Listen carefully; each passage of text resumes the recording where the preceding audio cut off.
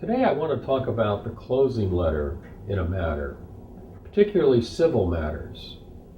Closing letter you send to your client that describes the fact that the matter has ended, that your work is concluded. And you want to encourage the client to get back with you quickly if they don't agree with that. The other purpose is that if the client receives service of process for something else, you want to have the opportunity to decide, if you're representing that client, and make it clear in the client's mind that you're not their lawyer necessarily for that additional work. The closing letter also will enclose perhaps a refund of unused fees from your trust account. It could include documents that the client provided, originals, which you'll describe in the letter. You'll also talk about your file retention policy, help the client understand how long you're able to hold on to the file. In Washington, the rule is 7 years for trust account and related documents.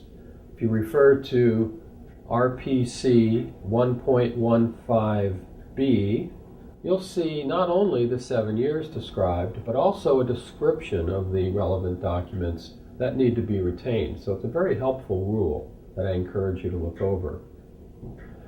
The closing letter will also talk about how your service could be improved. Now I know that's awkward. We never like to hear criticism, but in a business context, indeed your practice is a business.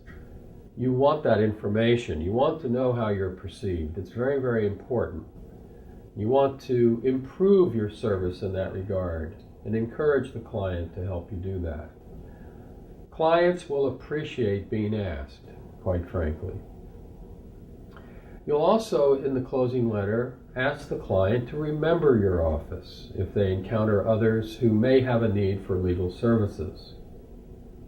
So, while I say the fee agreement is an elastic document, so is the closing letter. You can craft this in such a way to help the client understand the matter is closed, of course, that's very important, but also to provide relevant information to the client and compose an integral part of the service that you're providing to the client as the matter is concluded.